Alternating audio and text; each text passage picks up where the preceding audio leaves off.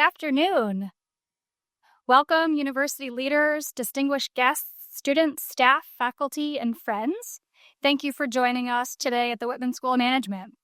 We're excited to continue our Impact Speaker Series, a regular event that brings incredible individuals to share their insights on the latest trends in business and leadership. My name is Lindsay Quilty, and I'm the Assistant Dean of Academic Programs and Student Success here in the Whitman School. Before we get started, I'd like to acknowledge with respect the Onondaga Nation, firekeepers of the Haudenosaunee, the indigenous people on whose ancestral lands Syracuse University now stands. Each month, we gather to hear from a new leader, and while they often share similar ideas about what it takes to succeed, their personal stories are always uniquely powerful. We learn new lessons, get advice on what's expected of our future leaders, and discover how to stand out. We keep this series going because it's crucial for us to prepare our students for the real world of business. Hearing those behind-the-scenes stories is really invaluable. Second, these speakers inspire success and provide really important role models for our students. And at the end of the day, it's about shaping the future of business through the kind of impactful education we deliver here at the Whitman School.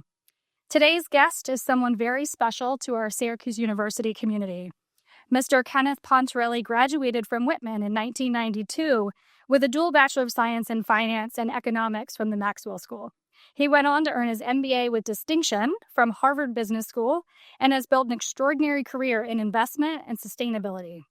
Ken is a partner managing director at Goldman Sachs, where he previously served as chief investment officer for Goldman's West Street Energy Partners. His leadership in the field earned him recognition on Forbes' top 50 Dealmakers list in both 2012 and 2013. Beyond his professional achievements, Ken's commitment to Syracuse runs deep. He currently chairs our Board of Trustees Investment and Endowment Committee and serves on the Executive and Academic Affairs Committees. In 2024, he received the Dritz Rookie Trustee of the Year Award. He also established the Pontarelli Professorship in Environmental Sustainability in the Maxwell School and the Kenneth Pontarelli Goldman Sachs Endowed Scholarship right here in the Whitman School. If you're new to this series, we will be following a fireside chat style with room for questions from our audience towards the end. If you have time after our chat concludes, we invite you to a brief reception right outside Lunder Auditorium in the alcove. It's now my pleasure to introduce the moderator for today's event, Interim Dean of the Whitman School, Alex McKelvey.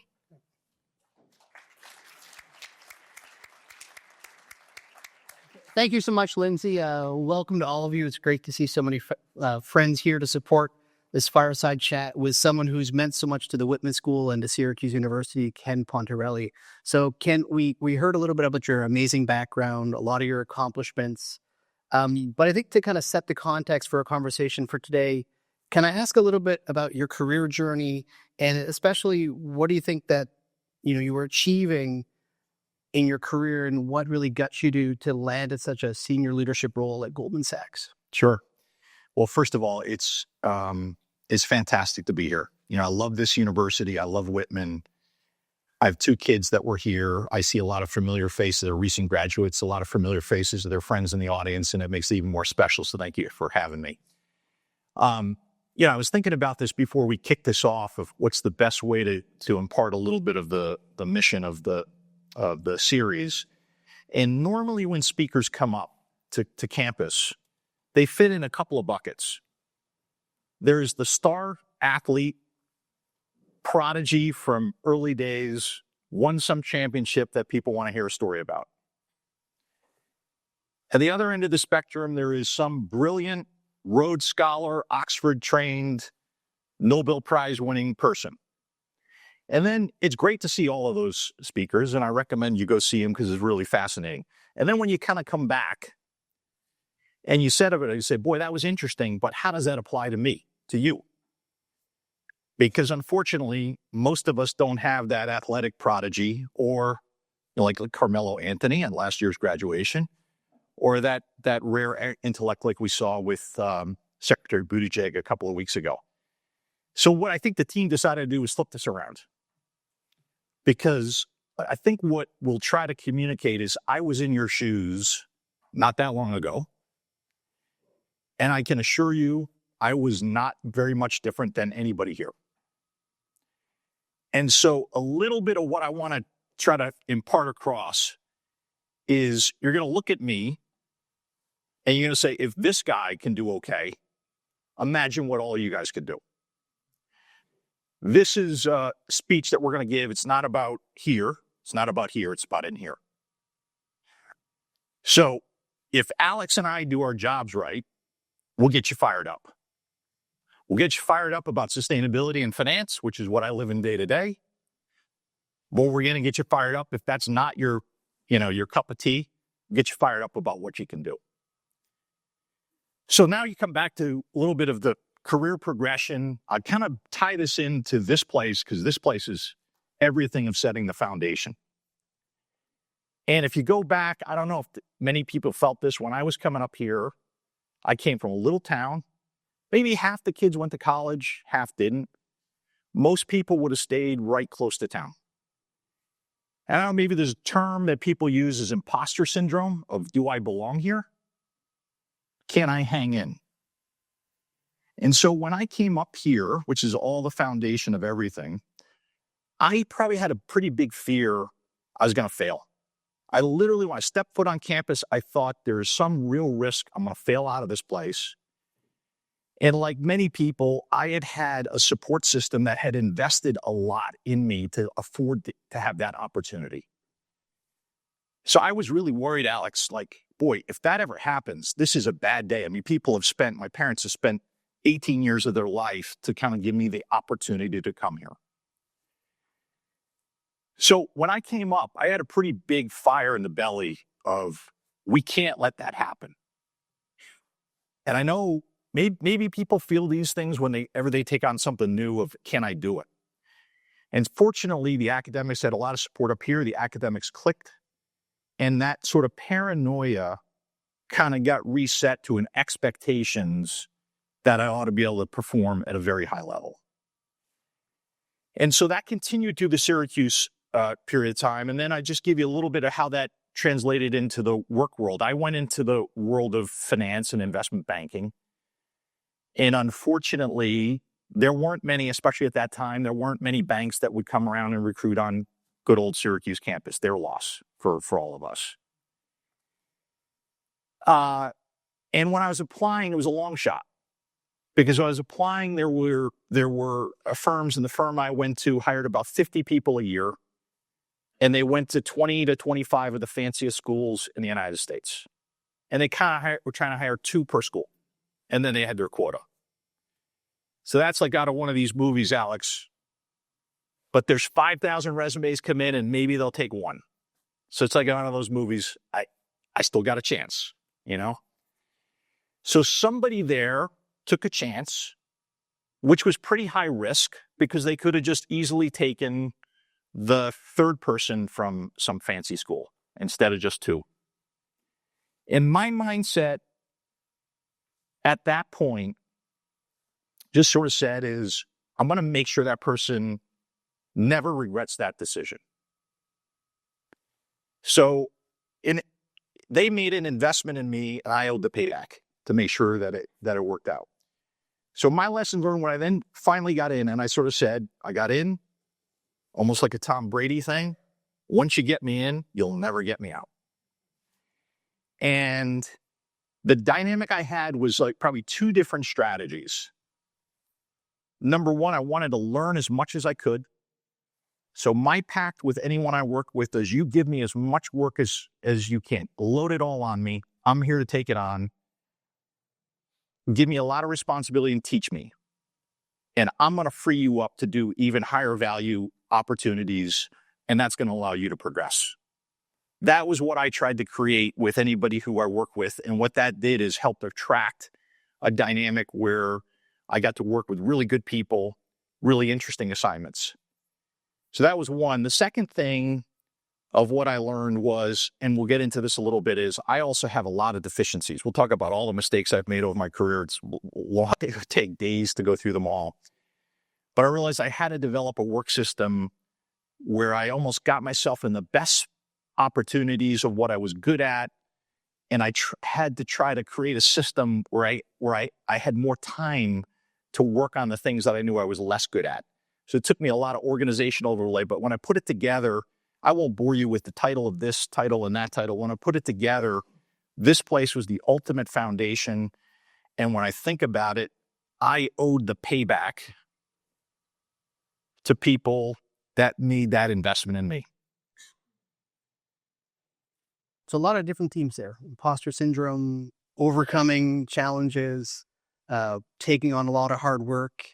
And I think, how did that transition into the area of sustainable investing, right? So, obviously you led Goldman Sachs partnership in that. For a couple of years, you founded your own mission-driven capital partners. That was one of the leaders in sustainable investing. Can you tell us more about why you were driven to that and why that might be an interesting career move for students? Sure. I'd say there's two things that really drove me to the sustainability. And just to boil it down of what do I do day to day, we make investments principally into private companies, and they're designed to make full market rates of return. But as a result of what they do, there has to be some measurable environment or climate benefit or social benefit in a different investment sleeve. So we have to have returns plus impact together. For me, there's two reasons. One, it means a lot to me personally. And the second thing is, I think it's one of the most interesting commercial opportunities I've seen in investing ever.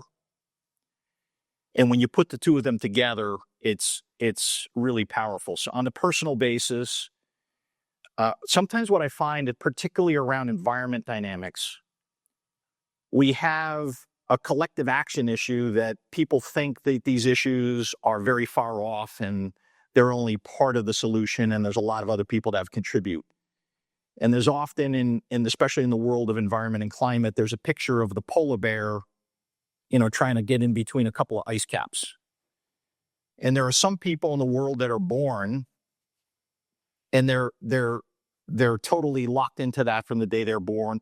But for a lot of people, especially for people that are having trouble making their way in lives, that's not their higher priority. So to me, part of the movement I see around environment is you have to boil this down to something that hits someone personally. And at least my own story in that is, I could see in my happiest place, which was near where I grew up in a coastal area, I could see the impacts of climate, and I could see it on biodiversity, and that sort of spurred me to action. And there's a separate thing. I'll leave one or two little tidbits of purpose and passion in your work for people that want like a little YouTube later. If you look at Chadwick Boseman's graduation speech for Howard University, it's the best thing around passion and purpose. On the commercial side, what I realized, like my own personal mission, Alex, is to move as much capital as possible to solve these issues. We need to have policy and the private sector flanged up to make the most impact. But that's what I live the rest of my life for, is to do that.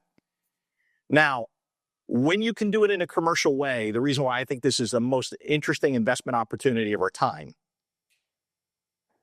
it's for our Whitman team and our Whitman finance team. What's the fundamentally first thing you look at when you look at an investment? What's the proposition for the customer? How good is the proposition for the customer? There is nobody that would come at it that says, if I can give you a sustainability benefit and a financial benefit at the same time, that wouldn't buy that. And there's a lot of investment opportunities that fit right in those circles. And they make money and they make impact. So I can't think of, having been around private investing for a long time now, I can't think of many things that have that sort of better fundamentals than that. And that's the reason why I want to put it together. When you look at that as a commercial opportunity and it means everything to you from a personal perspective, just totally makes sense. So I think that really explains why you're interested. If you're thinking you're a young person, you're interested in that, how would they get started as that as a career? So in the career field, the good fortune that we've got is there's multiple opportunities to participate in this as a career. There is certainly a policy opportunity, and this is part of what my wife and I are really passionate about, is we just want to get more people interested in careers in these fields and pursuing careers in these fields, the policy dynamic is so critically important. So there's a whole world of that. There is opportunities in corporates because most businesses are trying to figure out opportunities where they can flange the sustainability and the commercial. Their customers want this, their employees want it. There's opportunities in companies. For a period of time, this is one of the fastest areas of growth in companies with the sustainability hiring. And then obviously there's also opportunities in investment and in science. Great. Thanks. Well, let's go back a little bit to some of the foundational pieces that have really set you up for success. And anytime you're making millions of dollars of investments, you're working at some of the best companies in the world, you really need to have a strong team in place. So as you approach building your team, what have you looked for? What are kind of the characteristics that a great employee has that you're really looking for to have join your team? So I'd probably put this, there's a base level that everyone would say that's a base level of skills, intellect, et cetera, that will, once people hop over that, then I really look over for three things. It's self-motivated, it's teamwork, and it's communication skills. And it's probably not surprising given I give the heart is what matters, line of this speech is the heart matters. What I want in someone is that will say, I know you gave me an assignment. I finished it a little early. You asked me to do this. I did these 2 extra things because I thought this added a little extra insight of what we did. Or I finished early. Can you give me something else? We can't be in a position we have to micromanage everyone day to day. That little extra initiative is everything. When it comes to teamwork, and then I will go back to the sports analogies for a second. High functioning teams beat individual superstars every time. Every time, unquestioned. Our firm culture, we get smart people around the table. We beat it around. Diverse inputs, really important. We beat it around and we make better decisions that way. And so you got to be a team player. And then, as good as people can be technically and everything else, you have to be able to package it up in a way that's easily understandable to basically get the sell. Why are we doing this? Why are we not doing that?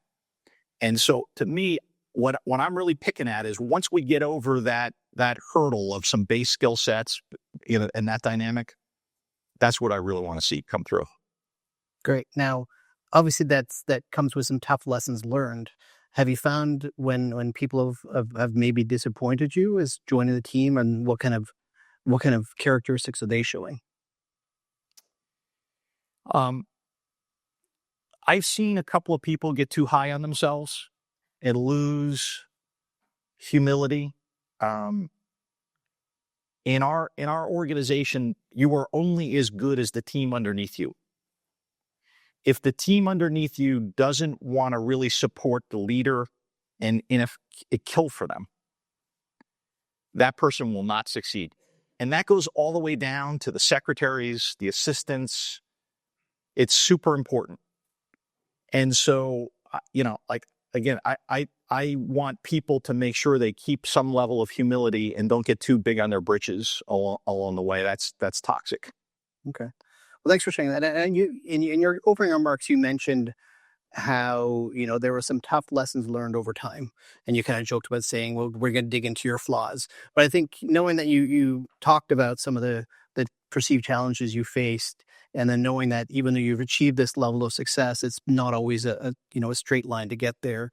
Can you talk about one of the times that you maybe would have failed? And in particular, can you share what you maybe learned from that to make it better for the future? Sure. I'd even bring that back to good old Syracuse here. And this is important, super important to the university, especially as it's coming up on the anniversaries. When I was here, don't laugh about this. I was here so long ago. My graduating class was the first class for Remembrance Scholars. Shows goes back a little ways. People could do the math on it. And Alex, I always prided on myself on being humble, having that heart, working hard. I had pretty good success at Syracuse. And I looked at that and I said, they're going to pick 35 people. I'm good. And everything that I had done that had set me up to have success just went out the window. Because I had never done that before. And I flubbed the interview. So sometimes the dynamic is you need that failure to bring you back to what makes you tick, what puts you in the best succession for success. So that's I'd say also that the one other thing about failures I've learned is you own up to them. The worst thing in the world, by the way, as you go out into the world, you're going to most people will make a number of mistakes. It is okay. And the lesson learned that you try to do is don't make the same mistake twice. Because people will always forgive you. Hey, we're learning. A person's learning. Don't make the same twice. And if you make a mistake, you say, I made a mistake. And most organizations have a culture that they'll support you and have you ride through that. When you try to hide it, obfuscate it, that's when people lose trust in you. And once you lose trust, you don't get it back. Okay. Now, one of the things that is kind of the counter of that is really good decisions, major successes. You did something really well that maybe helped, launch a new branch of your career or open up for future opportunities. Now that you shared a couple of the personal, areas where you maybe, disappointed yourself, can you talk about something that you were especially proud of or when you had a major home run? So look, I've been fortunate enough that if I could, I to point to things, we built the largest wind power company in the United States. We built the largest one in India, renewable power company in India. But I take to one a little bit of something that didn't start out great and looked pretty dire, but you were pretty proud about the ability to turn it around. So we owned an energy infrastructure company, and the infamous once in 100-year flood went through the river, and the river didn't go around the facility. It ended up going through the facility. We were a control shareholder in it, and it pops up on CNN on a Monday morning, and we had some storage tanks that were floating from Kansas to Tulsa. Now, in our firm, we do live with physical risk and assets, but it's not something we like to do. Like our normal things we have carpal tunnel syndrome is what normally happens in the firm for typing or whatever. And that is an all hands red alert situation when you have something like that going on. Because it's not only just an issue for the underlying performance of the investment, but we have a responsibility to the town that our facility is located in. And we had some contamination as these tanks were floating. By the way, I had a call at one time with our CEO, CFO, and two presidents at the same time, and general counsel at the same time, all call me at the same time. By the way, that never happens. That's usually not a good day. But we go into action. It's a team, and you basically pick away at it every single day, and you handle it with the utmost integrity. And we were going to make that right. No matter what, we were going to make that right. And so ultimately, that facility got back online. We took care of every single person that had any contamination, offered to either clean the property or move them, and that ultimately ended up being an incredibly successful investment. The dynamic also is when you have a challenging situation, that is when you see the true test of somebody is under fire. And so when something caught a lot of attention like that of the most senior leaders of the firm that I was at, and they see the way that you handle it, that actually, ironically, even though on that first day, that didn't feel like a good day, it probably is the thing I'd be most proud of during my whole time there. Okay, so you're being very humble. You're saying this is a situation.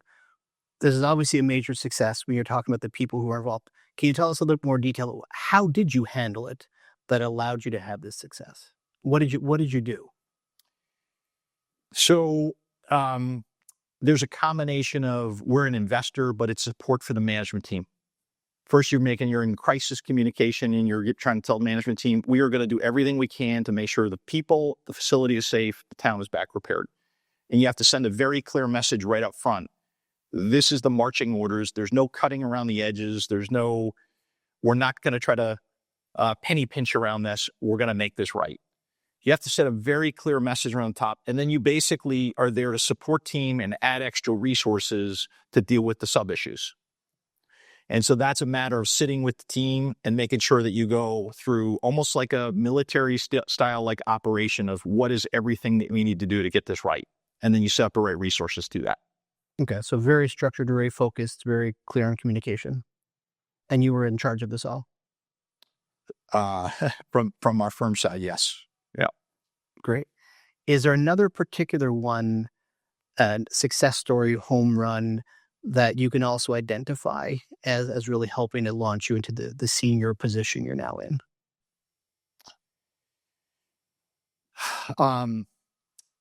What's really takes a lot of pride in is if you come back to the days of renewable power, was early days, and Hal may remember this a little bit because he's a New Yorker and he's very sustainably minded. There was very little capital that was institutional capital invested in that sector at that time. This is the mid-2000s. It was viewed to be a very niche, market, not that interesting to most people. We saw an opportunity. So we basically built a company from a PowerPoint deck that became the second largest renewable power company in the United States in a 2-year period of time. And when Governor Pataki was on his way out of office, one of his hallmarks is he wanted a wind power project right up north of Syracuse here. We were the builder of that wind power project. It was at the time, everyone's fancy names, Maple Ridge. So the dynamic, we're very proud when you take an idea from a PowerPoint deck and then you move it to a full company opportunity, full operational company. And then we had a strategic player come and said, I need to get into this sector. This is the marquee asset. I want to own this. This is going to be the future of my whole business. What it did, Alex, was it created a phenomenal investment opportunity for our investors. And what it did is put us a highlight on the whole sector. And so not only do we have a great return for investors, but it created extra capital coming into the sector. And now if you look at wind and solar, which was almost nothing back then, this is the largest amount of capacity adds. So when you get to it, what you're proud about is you're helping create and institutionalize a sector that is now a huge part of the economy. That doesn't happen every day. And so that is one of the other things we'd be proud of. Great. So I think I want to ask more questions about sustainability. Obviously, what are your opening marks is you want to get students jazzed about sustainability and sustainable investing. It's a fast-moving area, high-growth area, a lot of discussions and differences in terms of policy and different federal approaches to supporting sustainability. We've seen different approaches in Europe versus, current administration. If you were to really think about getting students excited about this area as a potential career, are there specific opportunities or trends that you're most jazzed about? And because you travel, all around the world doing this type of business, are there differences in where you're seeing it domestically here in the U.S. versus internationally? So I'm going to just toss out a couple of tidbits, and then I'll come back to the grand finale of just a little bit, because I think until people hear examples, it's hard. Where I'm always a person like, I want to hear a very tangible example. So if you think about what we try to do in our day business, this is why it comes down to that fundamental customer proposition. Water scarcity is a big issue. We've got a portfolio company that could traditionally help save a farmer about 25% of their water use and bump crop yield at the same time.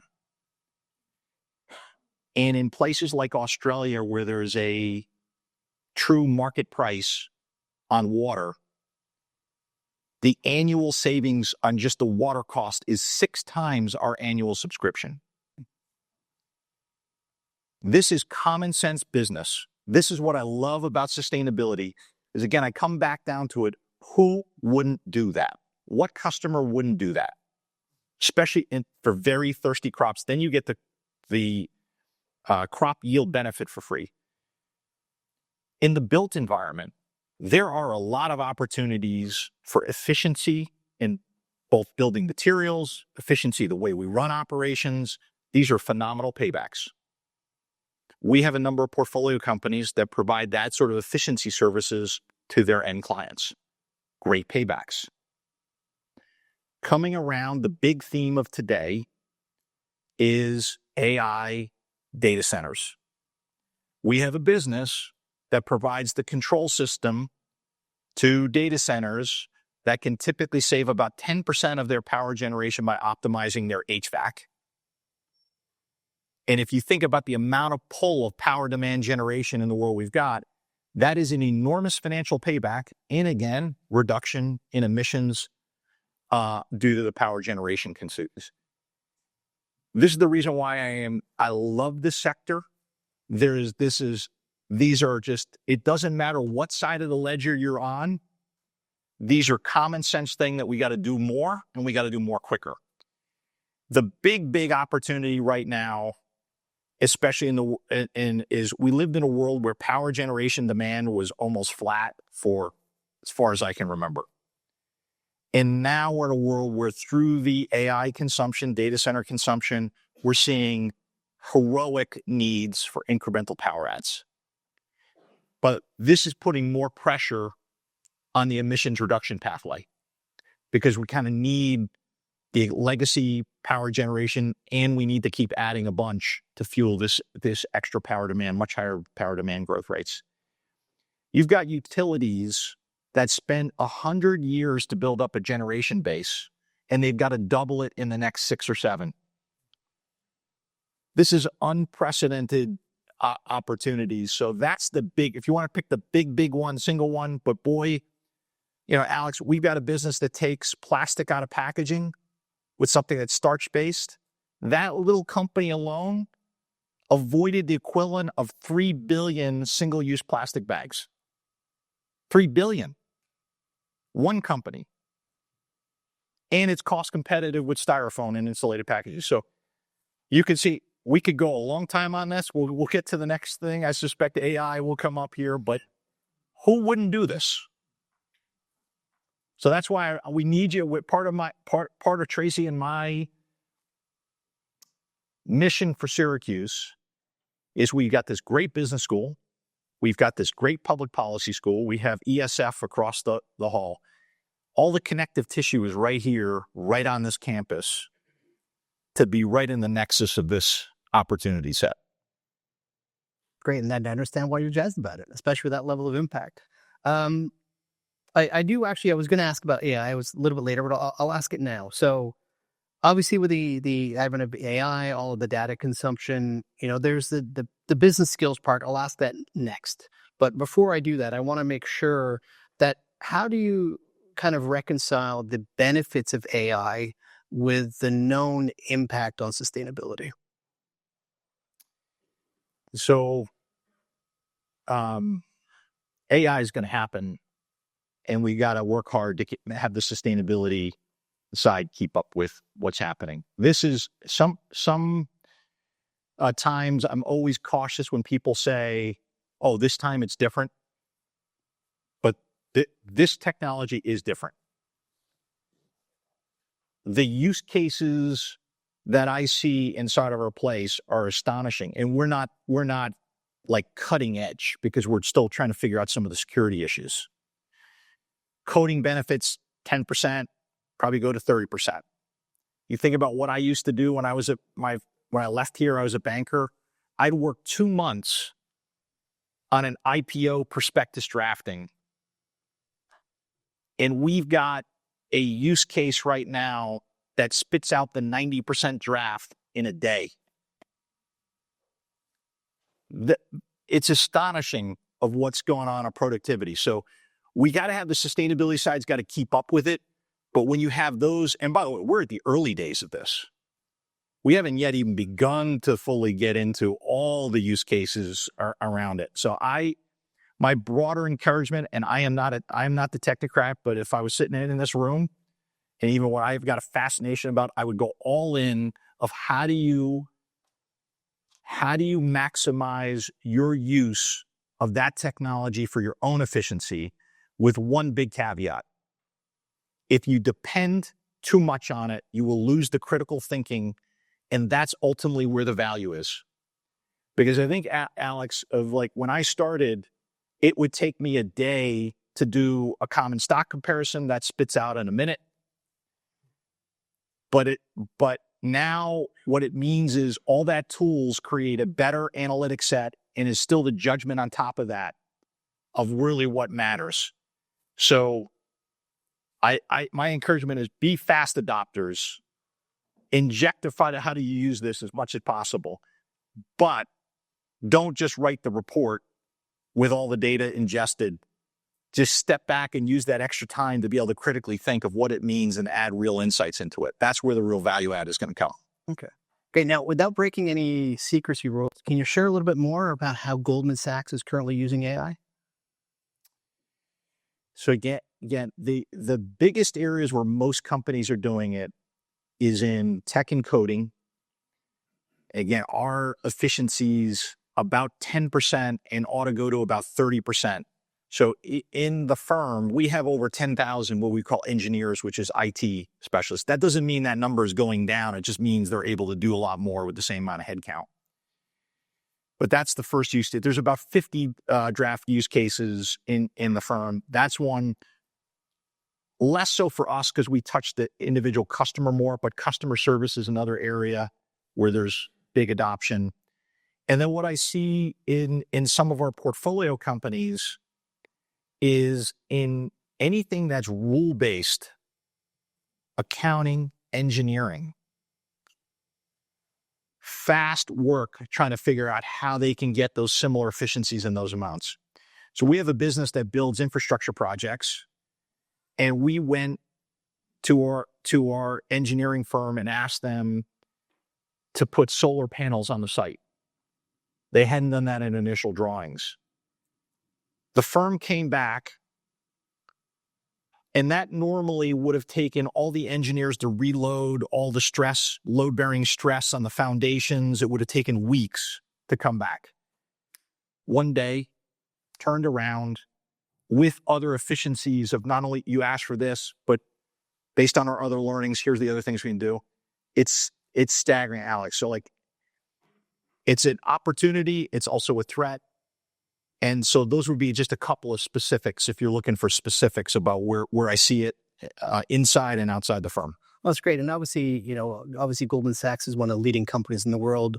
Many of our students would only dream of eventually working there. And so being able to see a little bit behind the scenes of how, Goldman is adopting AI, I think is really useful insight to our students.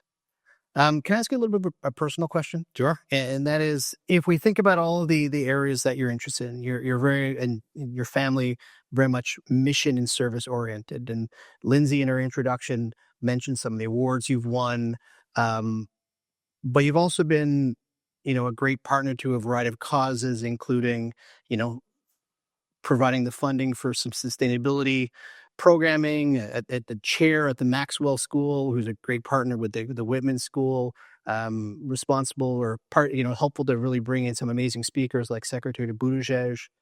And given all of the other career successes, family demands, how do you find the time to balance this very significant job that you have, as well as that service and mission orientation that you and your family clearly hold? So I'd say it's hard to do a lot of things well at the same time. And I am not usually one of the people that can do that. There are some people that you look at and I'm sure your classmates of yours, and you're like, oh my God, that person does this and this and this and 10 things incredibly well. I am not one of the people that does 10 things incredibly well. I try to focus on a couple things. And by the way, when I was coming out of school, and this is not my proudest thing, I focused mostly on the work. Again, I had a little bit of this chip on my shoulder.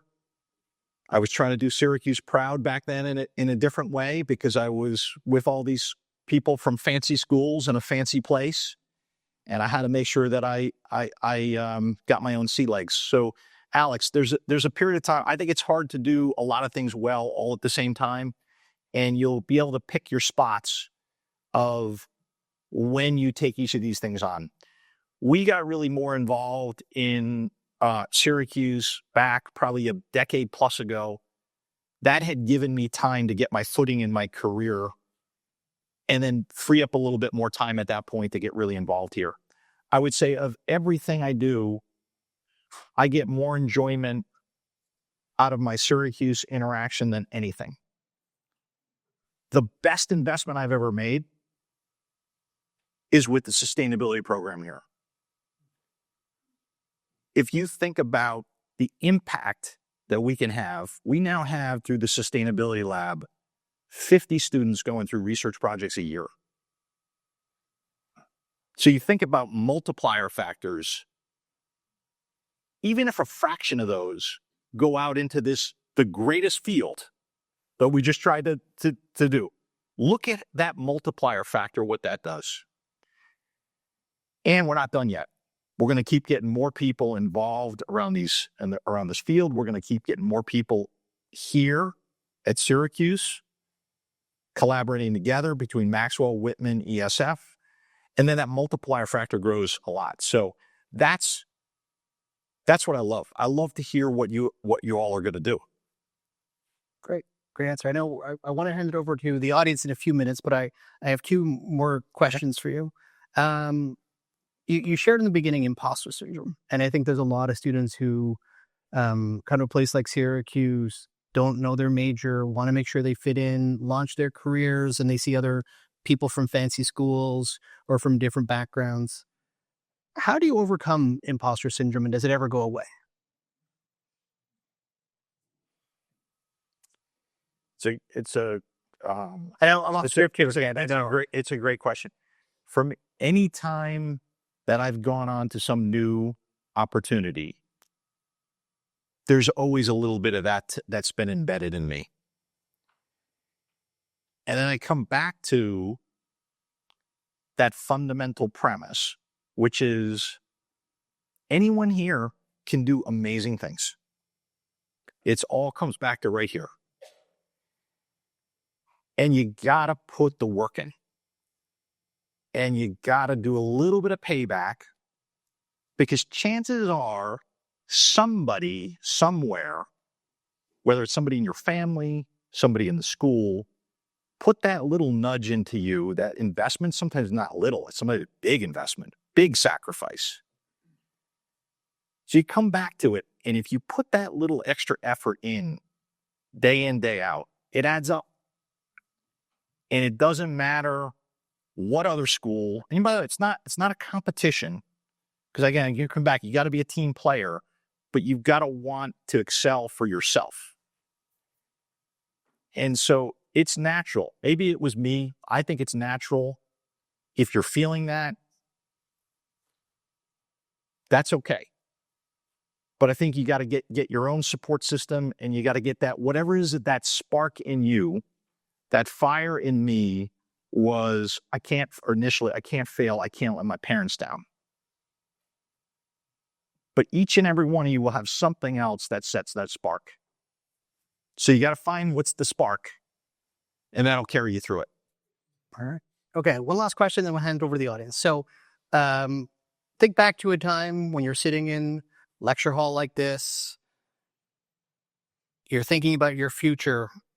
If you were to offer a piece of advice to our students here in the audience about what they can do, what would have benefited or what will benefit them, things that you wish you knew then that you now know, what kind of advice what would you provide to the students here in the room today? So we're going to come back to the beginning, because I'm you. You guys are like me. You can do it. You got to just find that thing. You got to take advantage of every opportunity you get. When you get that opportunity, you got to have that mindset, they're never taking me out. And it doesn't matter what else is on. I know sometimes the tasks seem monumental, but you just chip away and you'll do it. This is you got amazing base here. I'm so grateful for what Whitman taught. Whitman taught a lot of fundamental technical skills that help get out of the box strong. That's really important when you think about this career dynamic, getting out of the box strong. And when you had all this fundamental training here, that was a big help. So take advantage of it, get all those deep learnings. And then long term, what's going to be important is two other factors. It's that critical thinking that you can pick up, and then it's social skills.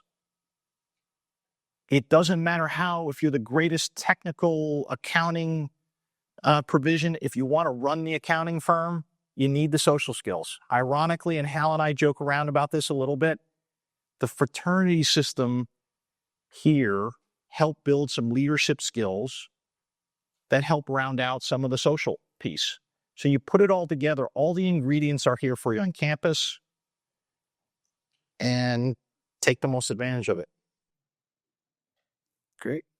Thank you, Ken. So now we'll open up to you, the audience, for questions. If you have a question, raise your hands when we have the microphone that Tia's got for you. Please introduce yourself first, and then ask Ken the question. Right down here. A couple right down here.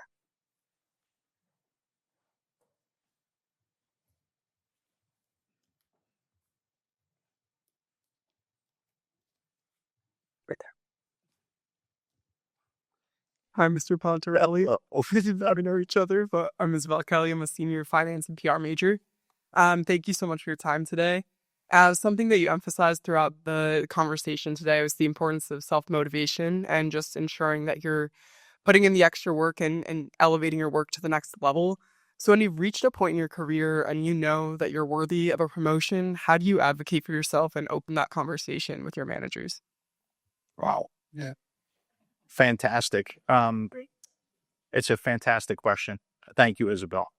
I think part of career progression is trying to make sure you're getting feedback, not just on a review cycle, but real time. What I've often found is sometimes people are waiting too long to get feedback from a manager, and there's less time to course correct towards making sure you're meeting expectations. And so now most managers have good intent, but they get busy and they have a broad span of control. And so in career management, part of this is performance, part of it is performance tracking. When you're done with a project, having an informal coffee, how did I do? How did this go? I really like this. I thought I did good here. I thought I could work on here. That helps you tracking towards performance or promotion. And so my encouragement is don't let the system just work on however the system works. You have to be a little bit more proactive in managing it. And it's almost like some of the managers need help managing you. And you need to kind of help them manage you. Great. So right over here. Thank you, Mr. Pontarelli. So I have a two-part question. One of it has to do with your career, and the other bit has to do more like with your view as an investor. So on the career point, at this point that you are in your career, what would you say is your biggest fear? What is it that you worry about the most? Why is it that? And how are you dealing with it? And on the career side, so I'm super interested in infrastructure investing, but back in Africa, because I'm from Ghana. And I'm curious to know how you think about allocating capital in like frontier markets, the risk that comes with that and the challenge. Because investing in developed markets, you have the infrastructure, the political stability, and you can, get your returns. But just curious, with someone who's looking forward to the opportunity in the future, how are you thinking about it? Great questions. Thank you. I think first of all, on biggest fear, it's retaining our team. Again, I come back to we are only as good. There's no one person that's the be all end all for any big effort. and we need to attract and retain really good people and support them so that they can grow. And so we're in a competitive market. We're known as an organization that does a very good training, and therefore it's on the speed dial of a corporate recruiter of like, hey, when there's an opening, let's call someone on Ken's team. So I spend a lot of time of putting in a little bit of that extra mentorship. Ours is an apprenticeship business. And I think when you put in a little bit of that extra mentorship, but I enjoy it, but it also ties people more closely into an organization and the culture of the organization. It's less likely they're going to take a call or leave, or it's going to be a significant change in an arrangement to leave. So that's my general philosophy. Like, the team is everything. You got to focus on the team. You got to set clear guidelines, but that's my biggest probably day-to-day fear. On infra development, big opportunity in emerging markets, enormous opportunity. I'd say that there is a different set of risks that come with managing country risk in places like, especially in the continent. Our perspective has been to try to align our investments where we think we've got an edge. So it tends to mirror the broader footprint of the firm. Whenever we have ventured into geographies where we haven't had a footprint of the firm, our accident rate goes up a lot. And so our general dynamic of business strategy, this is not a commentary on the quality of the investment opportunity, but at least for us, we want to align it where we think we can have edge opportunities. And unfortunately, in that market, that's not where the organization has got to yet. So it's maybe something a little bit down the road. There is a whole other different set of people that are more equipped to do it. And I do see more capital formation coming that way, given the size of the opportunity set. So it's coming. Other questions?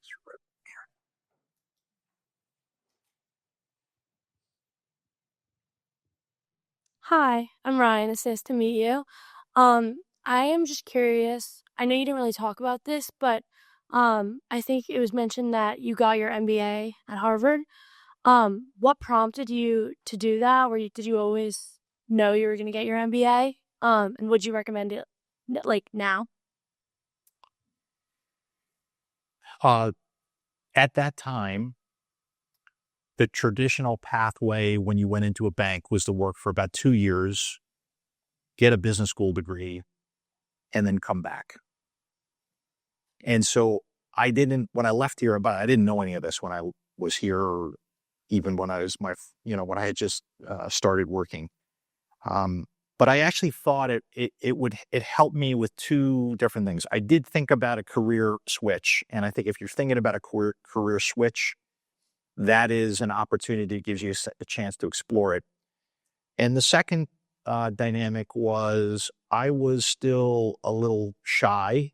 Maybe I still am a little shy from time to time. And I needed to get a little bit more confidence in speaking in meetings.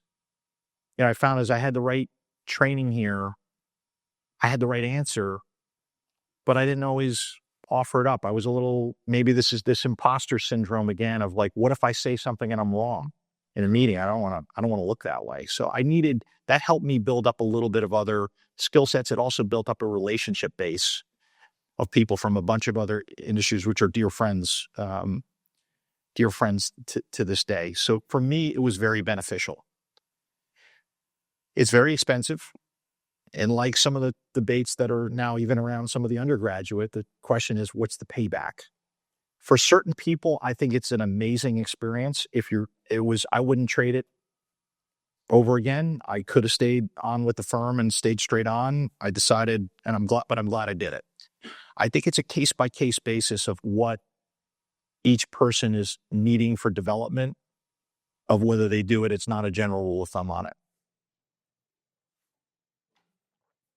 Great. Got a question in the back.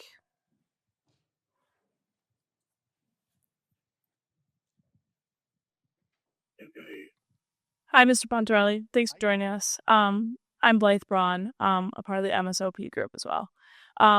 So you speak about so many new emerging opportunities and markets, all of which are exciting: water scarcity, AI, and other aspects of sustainability. So as someone who's about to graduate college, I'm curious, whether it's in sustainability or outside, how do you decide what to tackle when there's so many exciting opportunities out there? Like, where do you start? I think what I hope you do is you just dig in someplace. There's a little bit of this is if you let it try to be too, there's a lot of different opportunities out there. And I just encourage people to go into it. Now, if you're really passionate about water, or you're really passionate about climate, or you're really passionate about plastics in the ocean, then that will channel you that way. If you're just like, hey, I love to be around a company that has a real purpose, mission, sustainability at its core, that's good too. So I don't, if you're really indexed in a more specific area, that'll lead you a little bit that way. Otherwise, in this environment, I think it's okay to keep a little broader aperture, because to us, we need a little bit of all the above. For the world, we need people in all of the above. Okay. Got another one down here. Right there, listen. Right in front of you. Hi, my name is Miles. I'm also part of the joint Maxwell and Whitman Masters of Sustainable Organization and Policy. My question is kind of related to Blythe. You talked about, in your beginning, how you were inspired by sustainability being from a coastal area, and then how you sort of got to this initial firm and sort of were getting your sea legs, but then it felt like we kind of jumped to you're already now building this company out of a PowerPoint and sort of like getting into this sustainability space. So I was curious about what was your like sort of aha moment of sort of recognizing sustainability as an emerging opportunity in a space when like renewable energy wasn't where it is now, like you were saying before. And how do you recognize those aha opportunities when others might not be able to see them? So I wish the eureka moment were as simple as it was exactly on this day at this specific time. In my own journey on this, it was a little bit of an evolution, because I started out where I was making general investments in the power markets. And if you're a general investor in the power market and you're thinking about every single thing that happens in power, and renewables come along, you can calibrate that opportunity versus everything else in power. So I sort of developed, it wasn't like just one single thing. It probably evolved over 15 years. And the thing I saw through a lot of data series, and I'm 1,000% convinced of this, I had the benefit of looking at all the environmental health and safety data, because I work in an entity that was a regulated bank and is very important to the bank and the regulators, for a long period of time. And I could see time series of data where the best performers on those metrics were actually better operated, better financial investments. That's actually not intuitive to most people. But when you look at this over a period of time and you get really data intensive, and then you sort of see, because this starts, like most things, it starts gradually and then it takes off. So it's a little bit of that entrepreneurial dynamic where when you're looking and trying to scour for every new investment opportunity, you see it, and then it builds on it. And once you do one opportunity in a sector, it leads you to where you build up expertise and you do others. That's why we started this business here. We were the largest developer of wind power projects. We sold it a few years later. We did the same playbook in India. It was built at the largest renewable power company in India. It wasn't a eureka moment of India. It took time, but it was like, okay, if we've done this here, where else can we do it? And it was probably 3 years in between where it took us to find the right opportunity to do it there. Great. I think we'll do one more question in terms of timing. Please go ahead, teacher. Victoria. I'm a finance and television, radio, and film major here. It's really nice to meet you, and thank you so much for coming. My question for you was, how did you know that you wanted to major in finance and economics, and did you have any hesitation around that major throughout your college career? So the benefit is I always started out grounded in the finance side. And then fortunately, the curriculum lined up where an econ major double. I would have minored in econ, but the econ major double was not that much more of a stretch beyond that. So it was a lot. And I loved economics. I had the benefit of having a couple of professors. By the way, there's something for the professors. The impact a professor can have on these students, unbelievable. So important. Because I had a couple of people, one in the finance faculty. Imagine this. There was a professor here who I never took his class. And he pulled me aside and said, "What are you doing for the summer? You ought to think about doing this." I had no connections. I knew nothing, not one connection, knew no one in New York City. I don't think I had ever been to New York City until my junior year at Syracuse. Okay. So what that does, that little push was huge. So in short, finance grounded, econ was easy to tack up. And then I hear you're a TRF major. Believe it or not, I tried, if we want to end on a little bit of a lighter note, I tried at one point, this is insane. I was a triple major with Newhouse for a brief period of time. I took one course in graphic arts. Now I like numbers, getting in it, grinding, statistics. And they asked me to draw using shapes 3 emotions. That was the only course I ever withdrew from. When I got my grade back, I said, I am not, thank you, Newhouse. I am not a Newhouse. I am not, this is not going to be in my career trajectory. I'm not a Newhouse, but I have a world of respect for Newhouse, and congratulations for being a TRF major. So in short, I did tinker one other time. I don't know what was in my mind to try to do a triple major. I would not recommend that for other people, but it was just an easy tack on, and part of it was the faculty support for me. Again, I think it's an amazing kind of final area of thought, and when we go back to the beginning and talking about why are we doing this, to provide insights and true insights into what amazing leaders are doing, get students excited about the future, and really provide some great models or role models. And I think all your very personal sharing, I appreciate you sharing all the personal details as well as this amazing career success of some of the wins you see coming ahead in sustainability. And just thank you so much for sharing your story with us today, Ken. Thank you.